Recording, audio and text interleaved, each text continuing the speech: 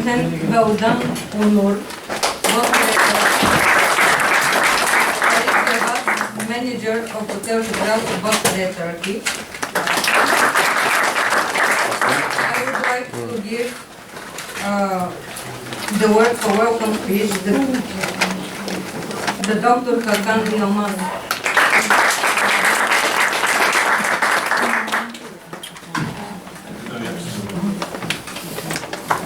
Herkese merhabalar, günaydın. Bozджаада Belediye Başkanı olarak sizleri burada ağırlamaktan çok büyük bir onur ve mutluluk duyuyoruz. Öncelikle onu söylemem gerekiyor. За нас е много голяма чест и щастие да сме ви домакини тук на острова и ни е много приятно да ви видим, да се срещнем тук на нашия остров. Bildiğim kadarıyla grubun bazısı cumartesi, bazısı pazar günü adaya ulaştılar. Както съм информиран, някои пристигнати в събота, а някои в неделя на острова. Umarım burada kaldığınız süre içerisinde yaptığınız akademik çalışmaların yanında inşallah Bozджаадa'yı da dolaşma imkanı bulursunuz ve umarım Bozджаадa'yı beğenirsiniz. Надявам се, че сред работата, научната работа, която ще извършите, ще намерите време да обиколите острова ни, да го разгледате и се надявам, че да го харесате.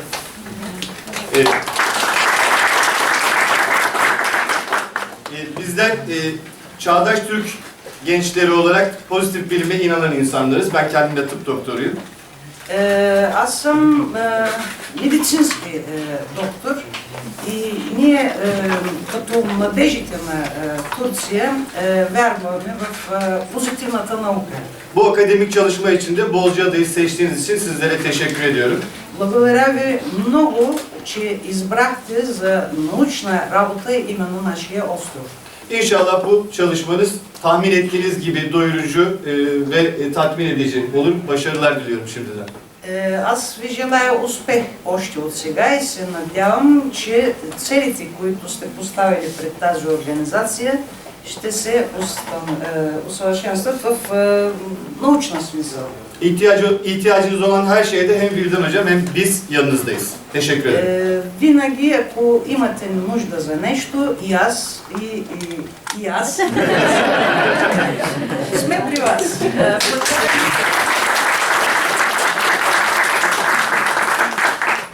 I would like to invite Professor Doctor of Science Dimitar Radev to take our honorary prize for the University of Telecommunication and Information.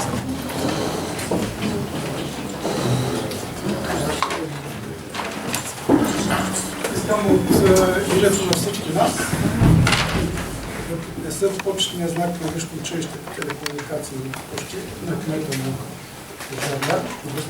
Sizlerin adınıza bizim üniversitemizin armağanını.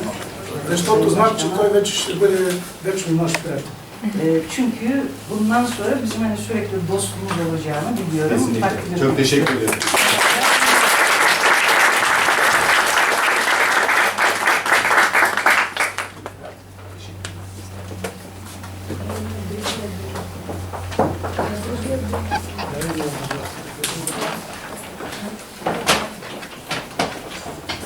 I would like to take the word for Burkan Çebi, for welcome speech.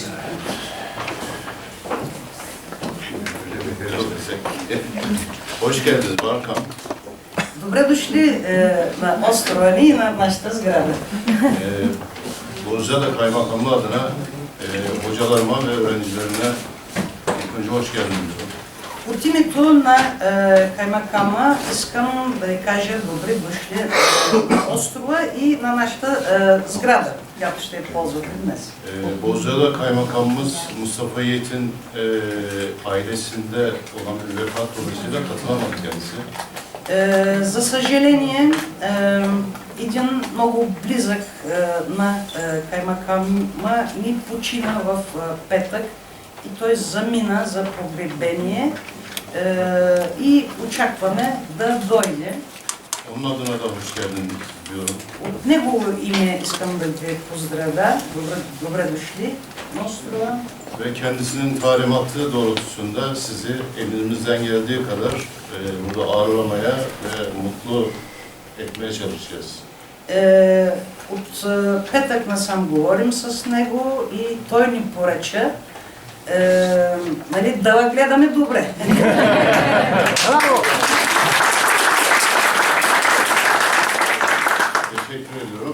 Благодаря ви много. Пожелавам ви приятен ден, приятно прекарване и успех в организацията на Конгреса.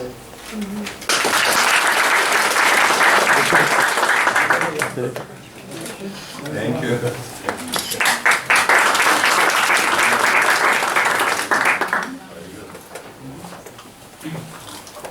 I would like also to kindly invite Professor Goldan for your welcome speech.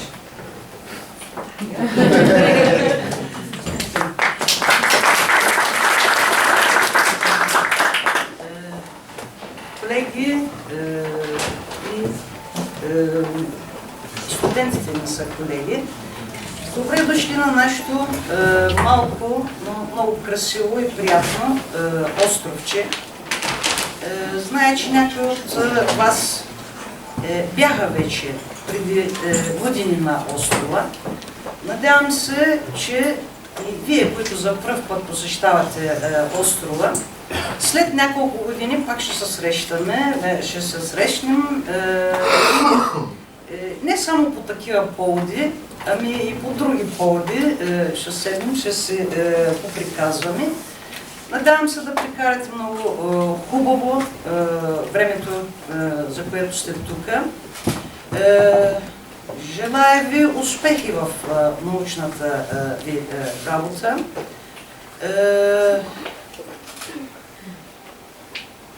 И искам от името на населението на острова да ви кажа, че ние вярваме в добрия комшилък и Турция и България са две съседни страни с много общи елементи в културата и винаги сте ни добре дошли, като добри съседи. Благодаря.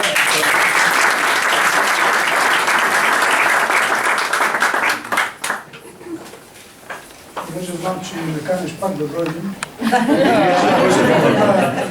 на академията, на лятната академия. Благодаря ви много.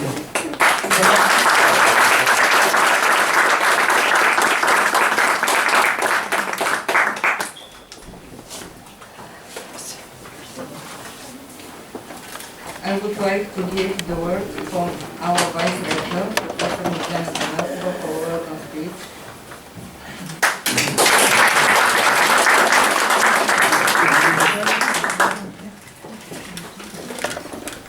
Sayın Başkan, Sayın Kaymakam Yardımcısı, tüm meslektaşlar ve öğrenciler adına misafir verdiğiniz için телекомуникацион ve Конференцията konferansının hazırlanması ve desteğiniz için içtenlikle teşekkür ederim.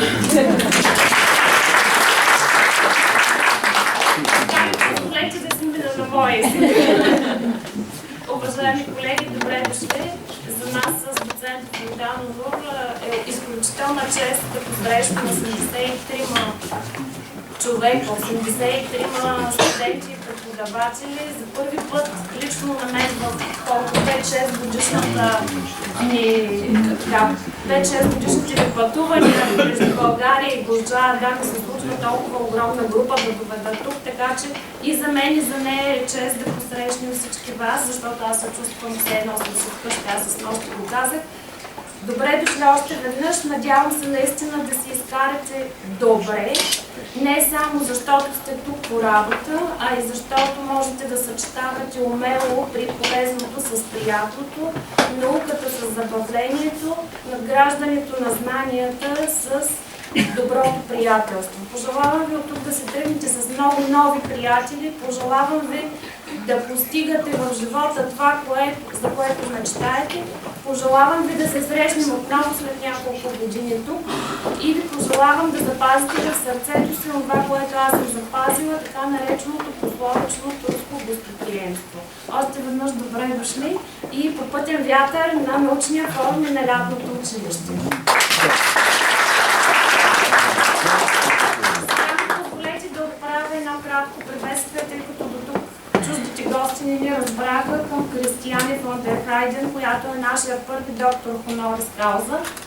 Liebe Christiane, es ist unsere Ehre, dass du unsere Einladung angenommen hast und heute bist du Teil von diesem wissenschaftlichen Forum. Wir glauben, dass unsere Partnerschaft nutzbringend sein wird und durch den Austausch von Ideen neue Projekte entstehen werden. Herzlich willkommen. Dankeschön.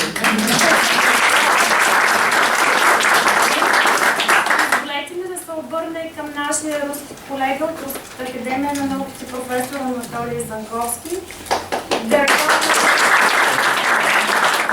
Спасибо тебе огромное за то, что ты не только прилетел на паром 2 раза через Эгейское море, чтобы добраться сюда, прилетел над половина Европы, проехал част Турции на машине. Наверно, те е ехал и летал десетки часов, но я надеюсь, что ты и десятки лет будешь вспоминать турецкое гостоприемство и булгарскую научную мисъл. И эти вспоминания будут греть тебе душу.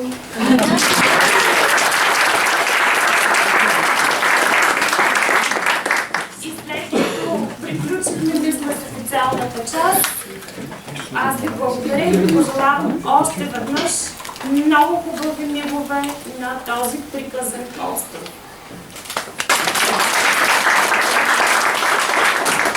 I would like to give the word to Professor Zankovski for our first presentation.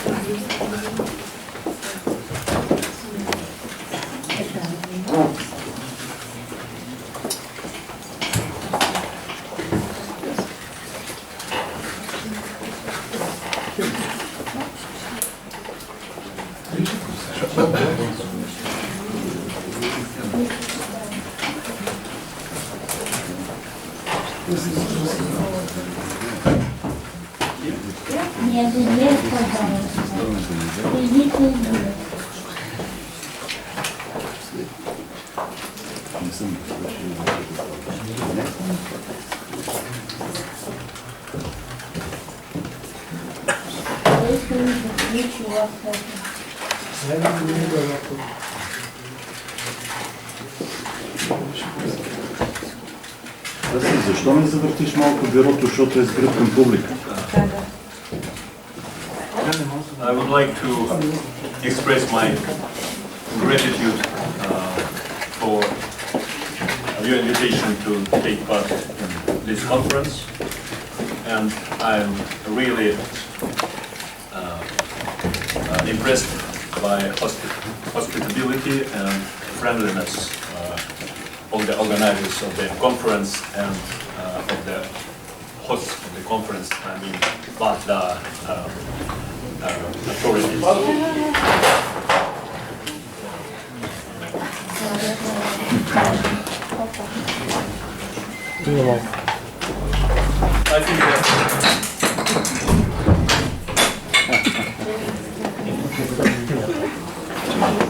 I think that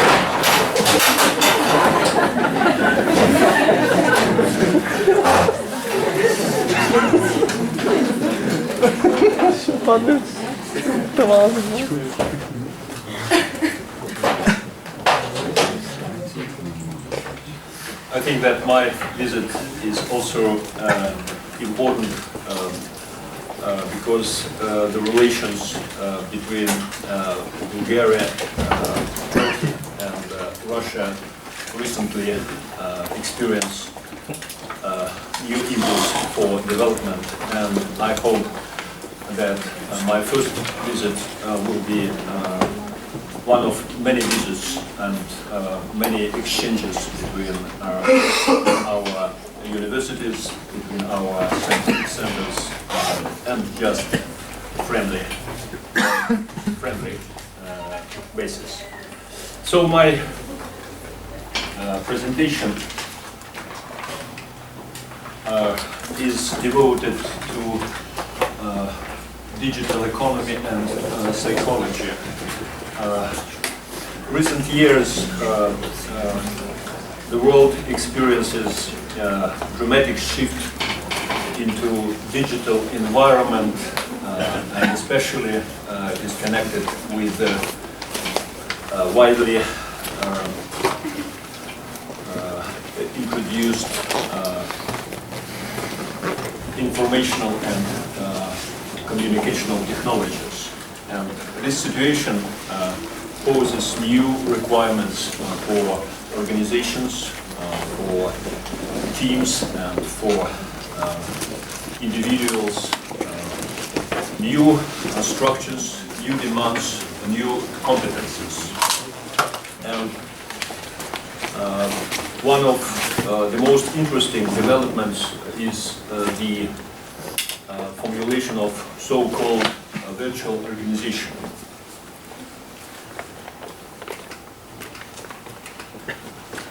Virtual organization has many meanings, and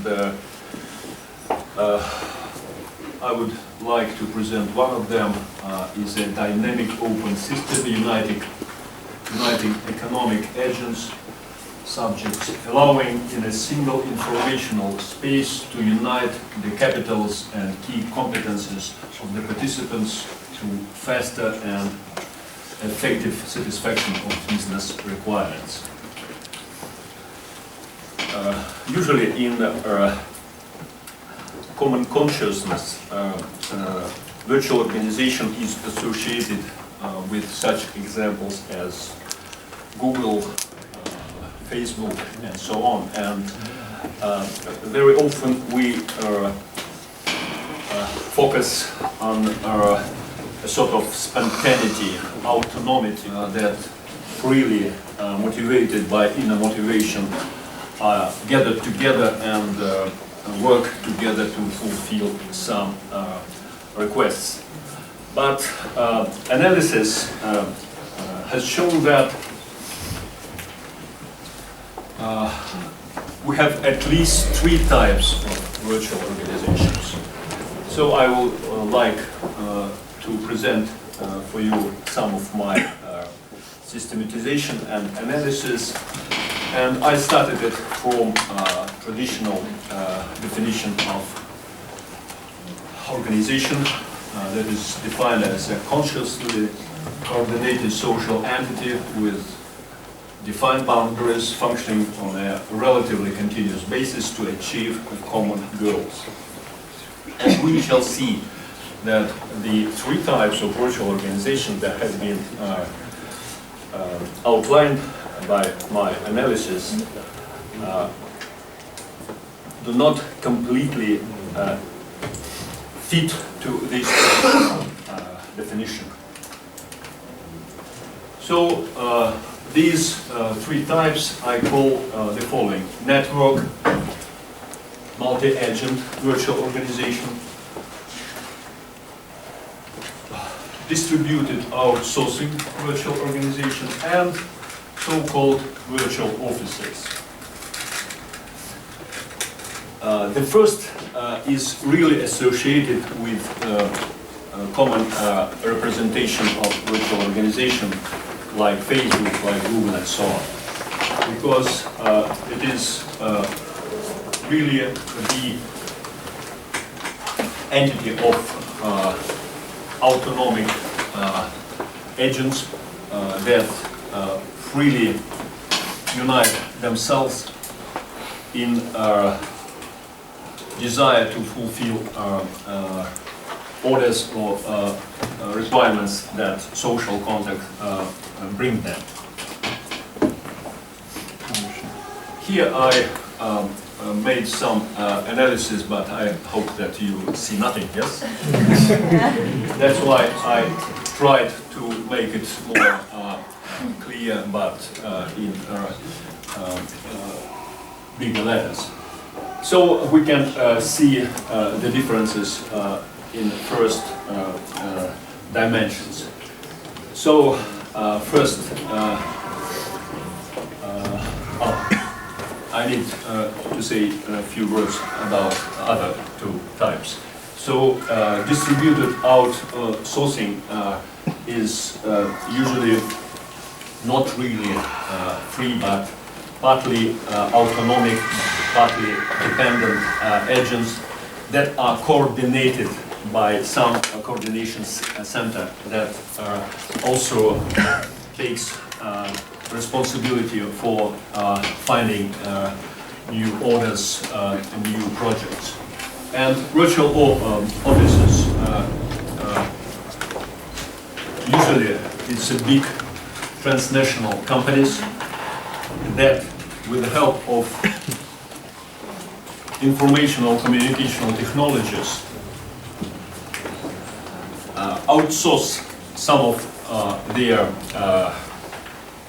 business, sometimes even the main, to other agents, but the relations are very strict, vertically subordinated. That means it is really standard old-fashioned organization, but using new technologies.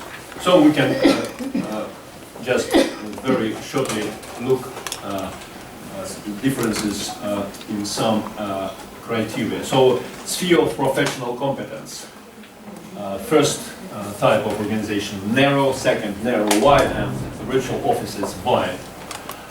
Orientation towards market, towards adaptation to environment, or for optimization of inner processes.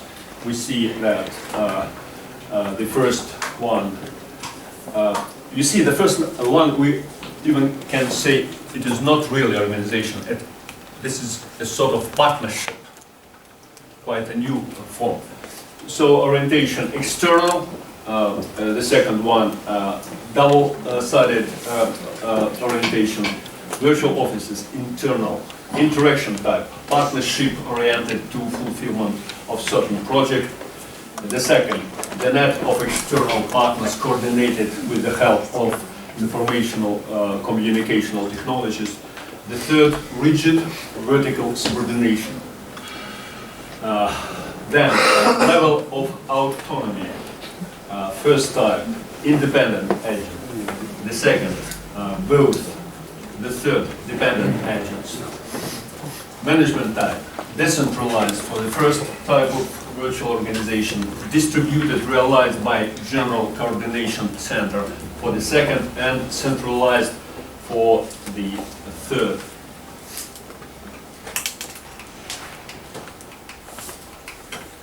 So,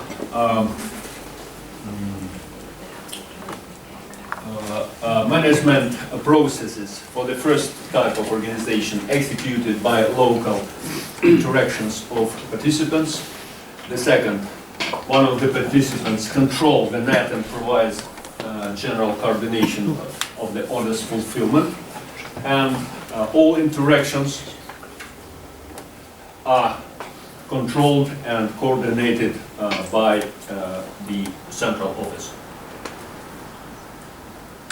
Organizational structure for the first type of organization, variable, non-fixed.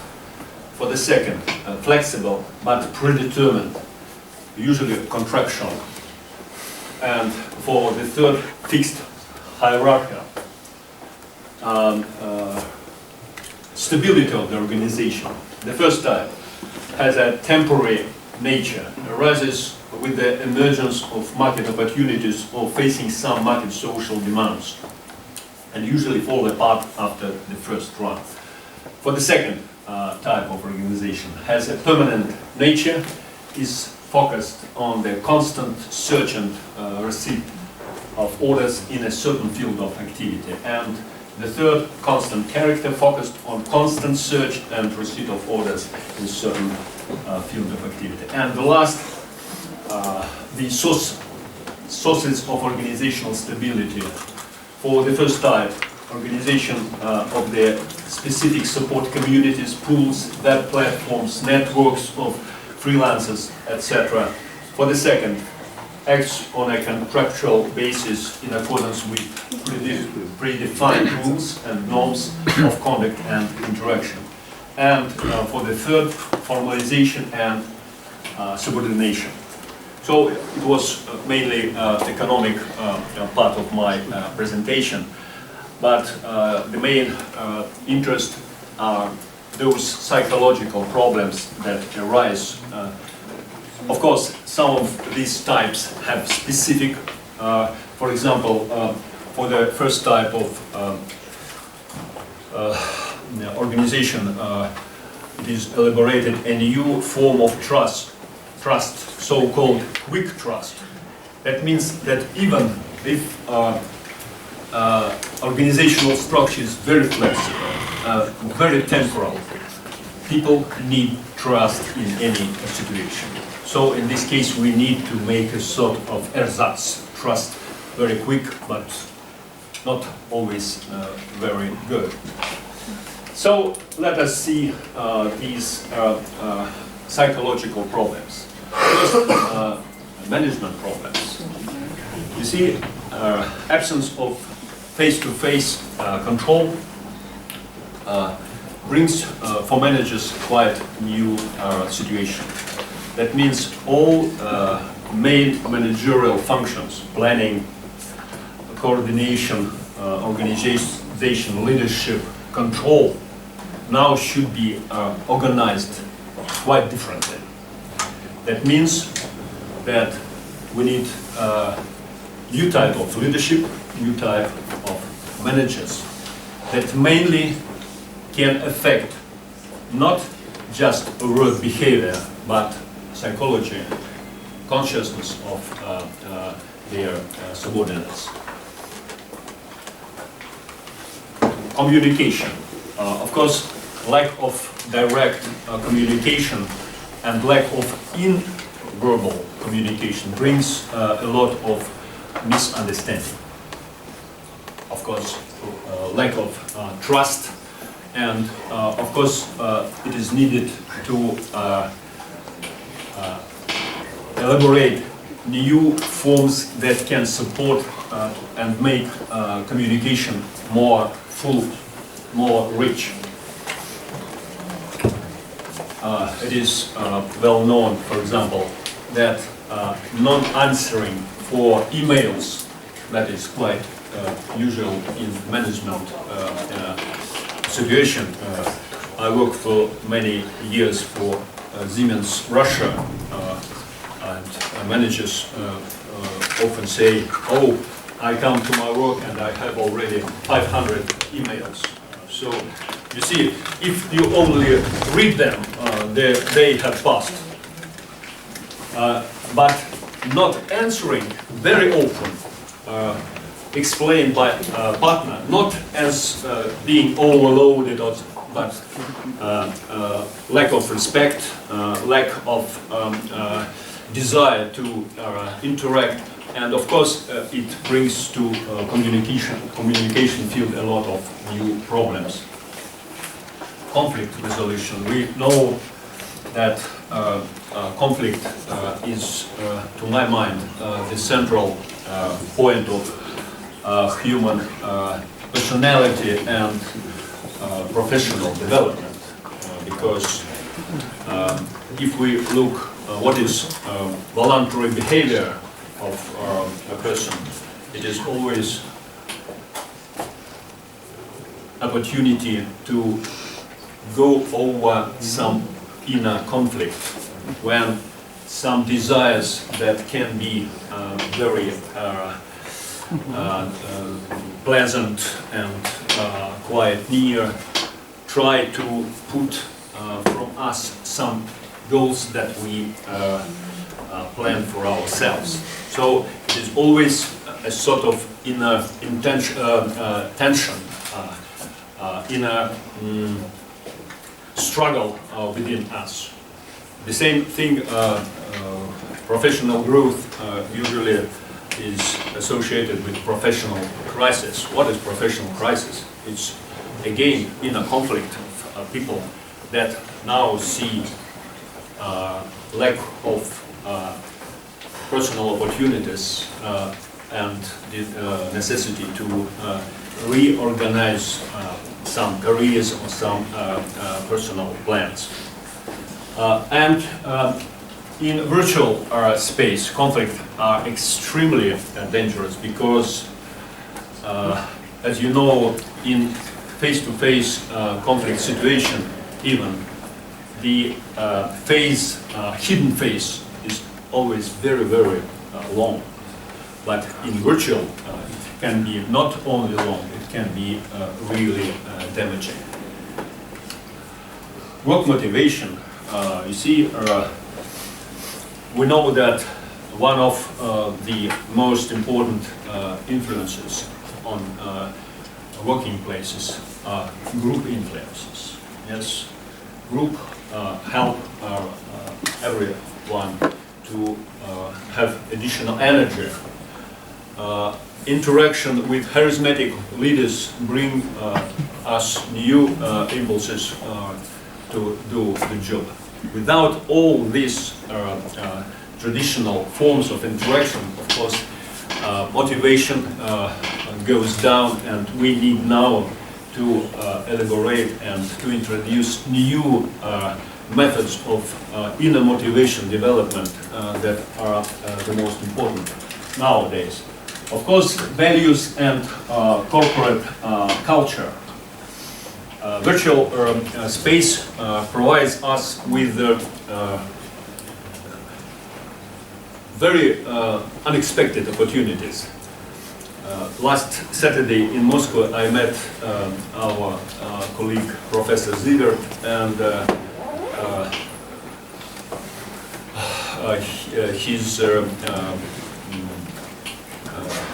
colleague from Osnabrück University, and she told very interesting thing that they are working on some important project, and all of a sudden one of the members said, "Oh, I am tired of everything," and quit. And they were just a moment very upset, but immediately in 5 minutes they have found a new member in Australia, and now they are working with him. You see, before we couldn't can imagine this situation. But what is interesting, of course, different cultures, different values, when they are brought together, they can form quite a good bad cocktail. And in this case, we need work a lot of value development and corporate development. Christiana will then say more in details our approach in this sphere. And of course, organizational adaptation and socialization. And here I will add only a small comment that virtual organization requires very different and good developed level of self-organization. And we cannot use in our virtual organization people that cannot manage themselves. Without constant face-to-face control, people that cannot govern their behavior themselves could never be effective. And just 2 words about digital economy and trust. Everyone knows Bitcoin, yes, and it has become very popular, but we sometimes underestimate the protocol that is used to use Bitcoin, that is blockchain. And blockchain is a continuously growing list of records called blocks, which are linked and secured using cryptography. New blocks are recorded and added to it in chronological order. It allows market participants to keep track of digital interactions without central record keeping. What does it mean? The traditional data dilemma says that we are making a lot of transactions, but never can be sure that these transactions are truthful, that they represent real intention, real money, real products, and so on. We came with Christiana yesterday to Atatürk airport, and I have booked a car for rent, but no one was here. So I tried to call, but it was the telephone number in London. No one answered. So we rented another car. 2 hours later, there was a call. Hello, it's how it is called, quick vehicle rent. So we are bringing a car to you. Where are you? Why? We are far away from Atatürk. Why? We were looking for, but we with Christiana have been looking for this company, and no one will say that it exists. And till now we are not sure that really it was a company. Perhaps it was just a fake. Fake news. And our money is in a good place. And blockchain brings very important thing. People say it will be trusted economy. That means that new protocol allows to be sure that these interactions, this money is really exists, and that intentions of the partner are sincere. You see, to my mind, it is not the case. It is said that trusted companies will have competitive advantage because everyone will use them and never another. You see, if we look how trust is developed, usually we use 5 approaches. First, legal contract. And I recollect very nice example.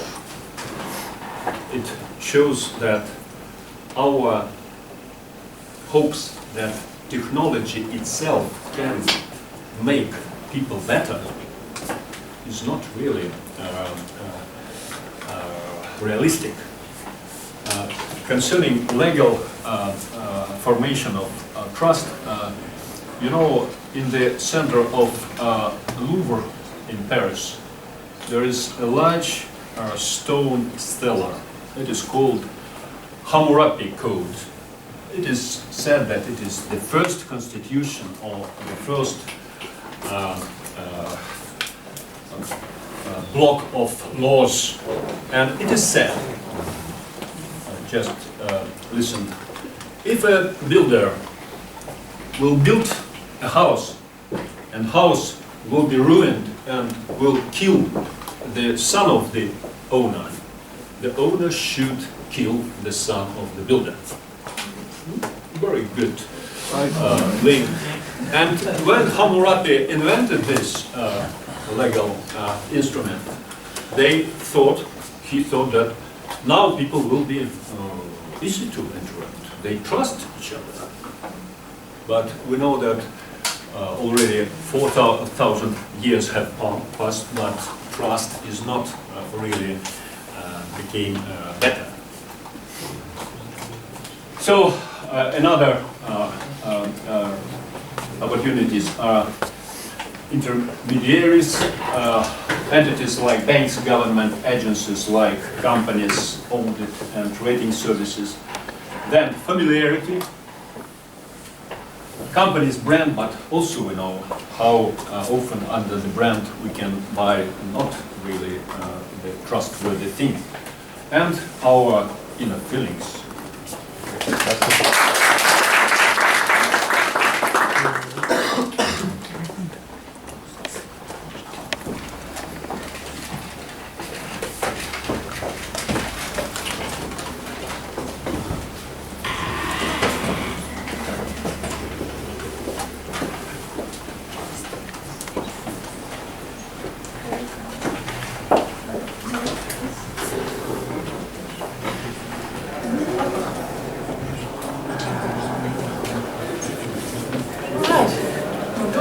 Morning, and also from my side, thank you very much for having me here, for inviting me to this conference, and for giving me the opportunity to speak a little about the approach we have. Professor Tsarkovsky just mentioned our adventure we experienced yesterday when we traveled here to this really beautiful place, Bozdzhaada, and so from yesterday, from that experience also, but also from many other aspects, business as usual, it no longer works. And my personal belief is that it never did.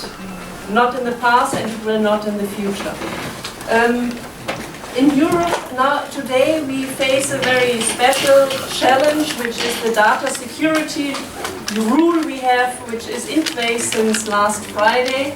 This is one big challenge, which is on the one hand a new law, a new regulation, but the impact it has on business is tremendous. It is not only that the business needs to regulate how they deal with personal data in the future, what they delete, what they use, how they approach people in the future, but it is also about processes and cooperation within the organization, because all the standards that were in place in the past, they no longer work in the future due to this new regulation. And since most of you are from Bulgaria, or many people from you are from Bulgaria, in the university you have the exact same challenge as we have inside our company. And I remember, for instance, when I went to university, 10 years later, I received a letter from them inviting me for an anniversary party. 10 years of your diploma, would you like to join us for a barbecue session in the summer? This, for instance, is a really nice way to stay in touch with people, but is it still possible to do that in the future for you when you leave university? Will you receive such a letter? Or is the university forced to terminate or to delete those informations? So business as usual no longer works. And it is important also to know that there are many challenges currently in organizations. One was mentioned by you, Anatoly, talking about the digitalization and the virtual organizations that emerge and grow. Another one is the lack of people we face inside the organizations, that we are not able to find as many people to work for the company as we need in order to grow in the right way. And of course, the third challenge is the demographic change we also experience, where people or organizations need to face that challenge. They need to, on the one hand, deal with the older people in the company that are needed, that are a valuable resource, but on the other hand, they also need to be attractive to younger people, to pull them inside the company and make them part of the company. So that's two different aims and two different targets they need to face. And in order to be able to face these changes, it is possible to, or it is necessary to, on the one hand, be very stable inside, to optimize your internal processes, to be able to be strong from the inside, be effective inside your company. And the second big challenge is then the adaptation to the market or to the environment. That also concerns the values of the market, not only the values of the company, but you as a company, you have to have your certain standards, your processes, but on the other hand, you have to meet the markets and the environment's needs. So that's two forces that kind of pull at you and challenge you, and those two challenges you need to face and to work on effectively in order to be a successful company. What do you think, if I may raise that question to you directly, what do you think shapes people? Mind. Mind? Yeah, what else?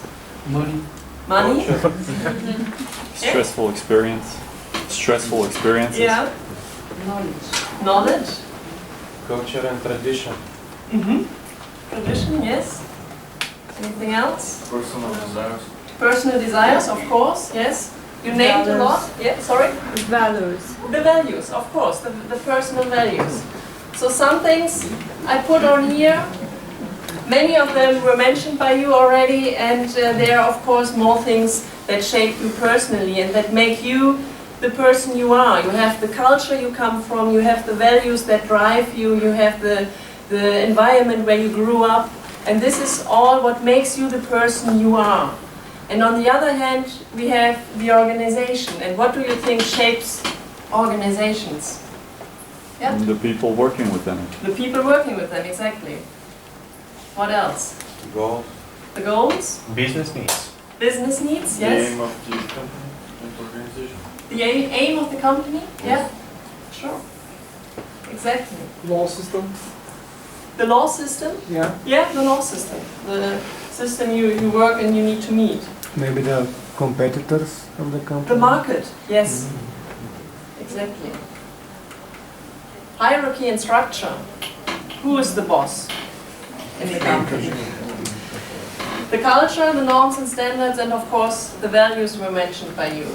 So those things are, and even more of them of course, are what shapes the organization. And then we have those two, oh sorry, that was, okay, the circles are gone, I'm sorry. So there were two circles, but we have on the one hand the personal values, that is what you bring into the organization, and on the other hand you have the organizational values. And then you have two choices. You can either meet your personal values inside the organization with the organizational values, or you do not meet them. In the case you don't meet them, you have difficulties to participate. You have difficulties to do what you're supposed to do inside that organization, because you simply do not believe in what the company believes in. You don't share that common vision, or that vision, it's not common for you. And it is a target for the organization then to merge that, to ensure that the people they hire fit to the organization, but at the same time be open enough to further develop the organization. So it's not a status quo, the organization is not the organization, and it never changes. That will not happen, it changes every day. But doing that actively and being able to do it with the people is the necessary task the organization has to fulfill in order to be effective and successful. And this then, if you as an employee, as a manager in an organization can say at the evening, what I did today, what I worked for, those long hours, had purpose and meaning, and I was able to contribute, this is what makes you stay with the company and makes you a valuable employee for the company, and for you also for your personal growth and for your personal development as an employee or a manager. The elements of corporate culture, somehow it's not working properly, I don't know. Well, the elements of corporate culture that are important in this case are on the one hand the values itself, of course. But when you talk, for instance, about trust, as Professor Zankowski did a couple of minutes ago, it is not only important to understand what trust is about, to have a common understanding of what trust is about, a shared understanding, but it is also necessary, how do you use the power in order to develop trust? For instance, if you say trust is an important value for us as a company, but you don't share information as the management team of the organization, the people will say you don't trust us. So this is then a vehicle in order to live the value of trust that makes it tangible somehow, it makes it understandable. And then these power elements then go down to the elements of cooperation, where I now get to the interaction part. This is where the values come alive. It's not intangible anymore, it's not soft anymore, but it's what you can actually feel every day when you're within the organization. So at the end, it is about the resources, the people that work in the organization, who produce the output. That is what is important in the end. The company needs to produce output in order to exist, to survive.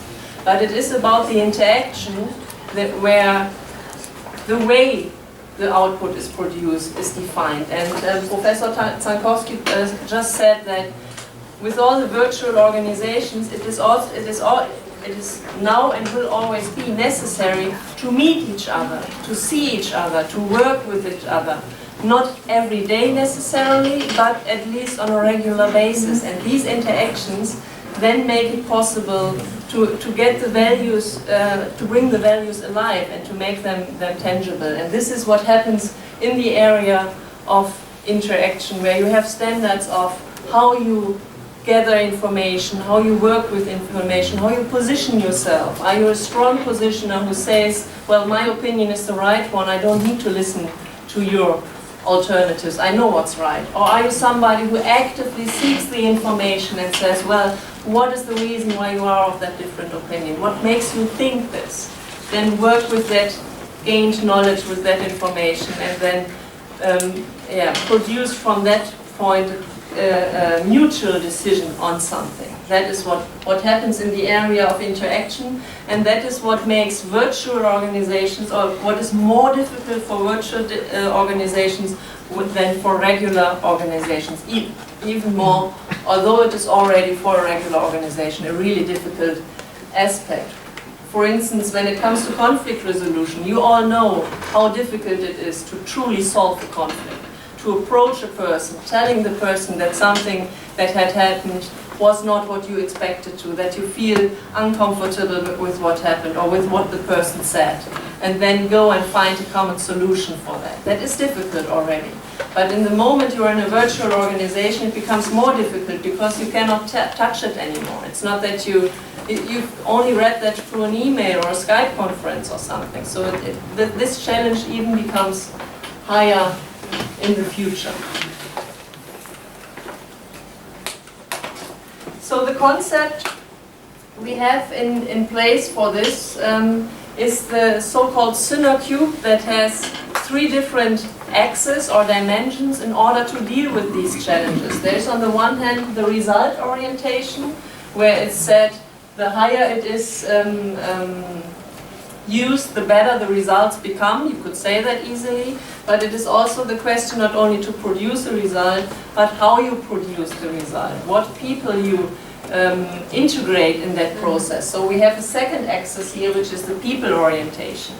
And we know from history, and we have, especially in Germany, we have many examples or many bad examples of how you can be really effective, produce really good results, and kind of manipulate the people towards a certain direction, but not being really trustworthy, not being not showing a high degree of integrity, just doing that for your personal benefit.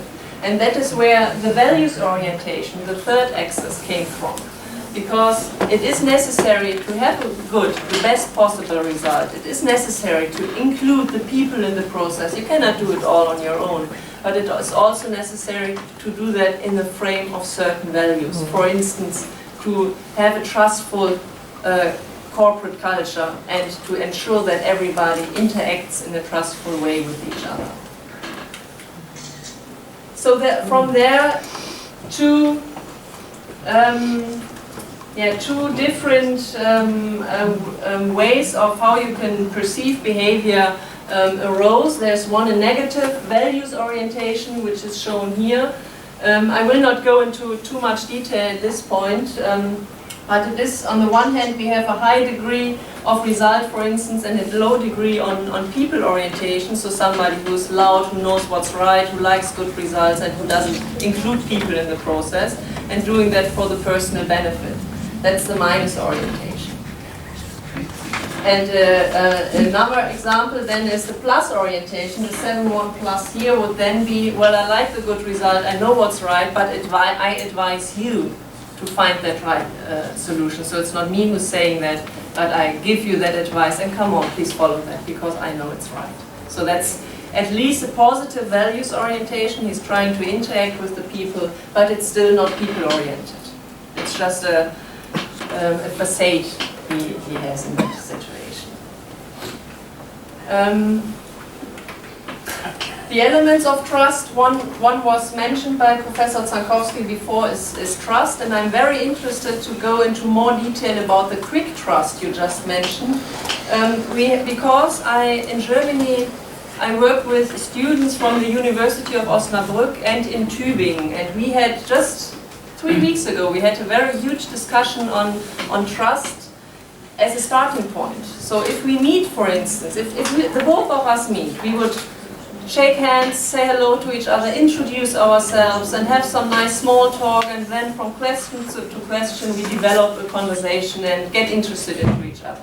But the first approach is, I trust you and I shake hands with you. You could say that.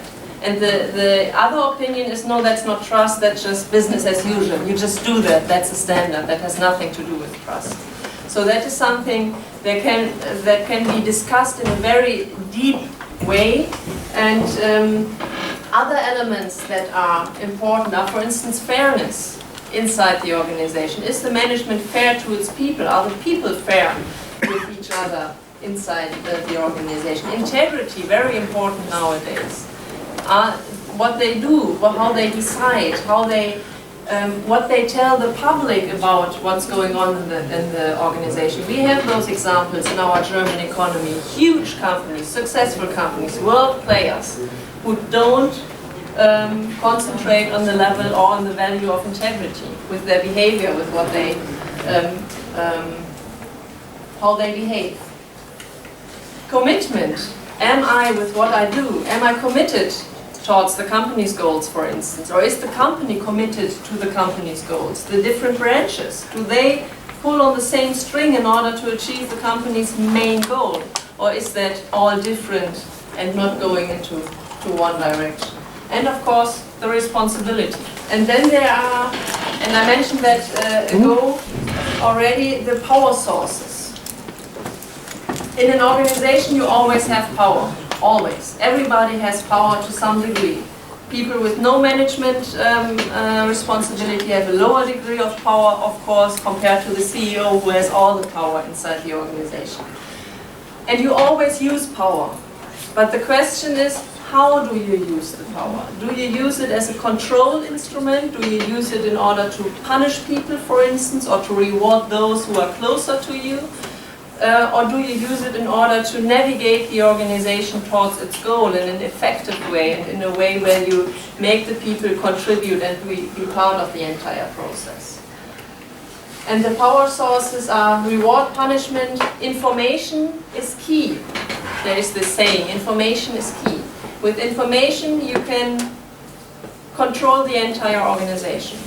With providing information, holding back information, providing information in a certain situation, to a certain degree, you can always steer the organization just by the use of information.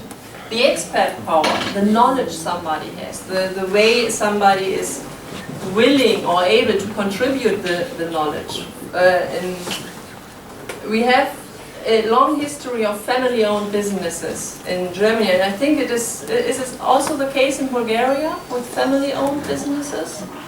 Or is that, yes? So in family-owned business you have the situation where you have the owner of the company who leads the company for a long time and is successful. As soon as the person leaves the company, what happens with his knowledge? Are the people able to continue with the organization, or is all the knowledge gone? And it is important to work with that power source, because it makes people be able to contribute, and it's also possible to give the responsibility for certain things to other people, to make them the future experts.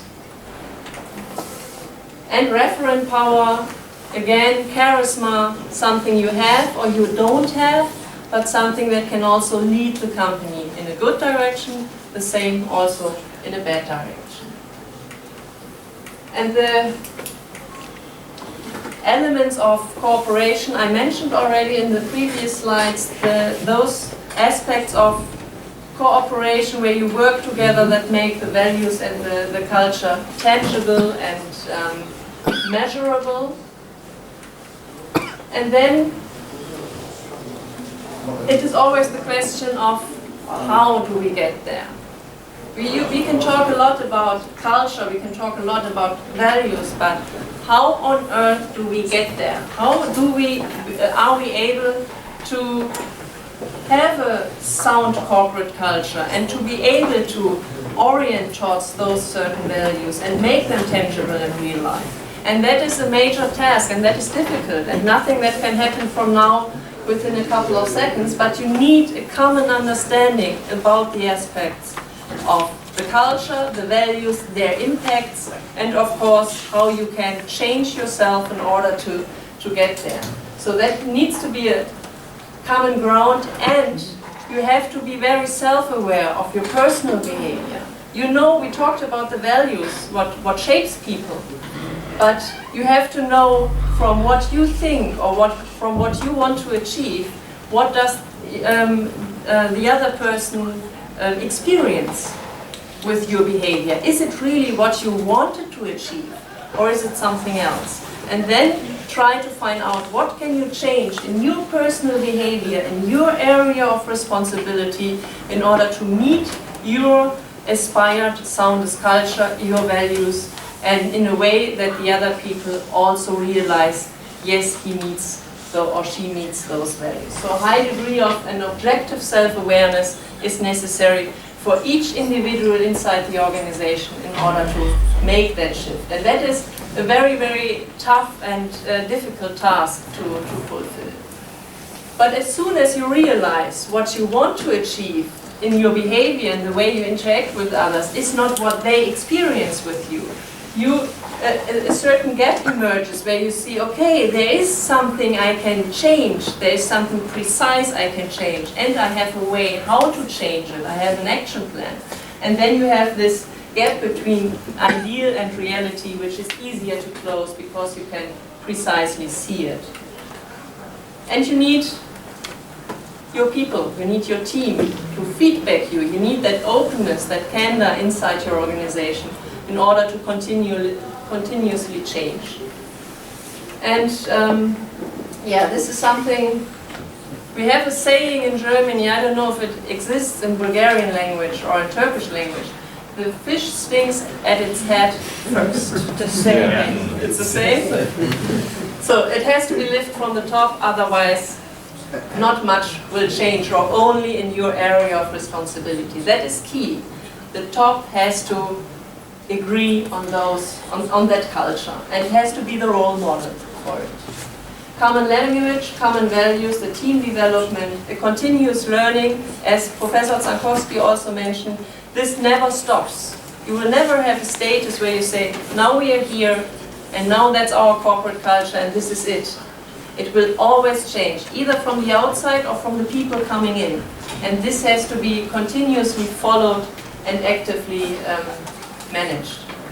And of course, you have to control your success, and you have to be persistent. Because especially when it comes to you personally, to your contribution, you have to be persistent in order to truly change something. And to close, I have a little graph for you. This graph derives from all the data we collect from managers, top management, and also lower management. We have two questionnaires there. At the beginning, before they learn anything, or before they start to learn anything about behavior, leadership, or so, we ask them about their personal values orientation, which is pretty high, on 82%, concerning a high degree of people orientation, values orientation, and result orientation. And we also ask them at the beginning, before they get to know anything in detail, so how do you think you behave? And 76% of those people say, I behave that way. Yes, I am where I want to be. And through a very difficult process, but also a very process that makes you kind of lose your or leave your comfort zone, where you start understanding how your behavior contributes to team results, for instance, how your behavior is truly perceived by other people. After that process, we do this exact same questionnaire again, and the values orientation grows to 87%, so they even stronger believe that the values are key for a successful organization. And the self-estimation, yes, I'm there, drops down to, the current number is 17%.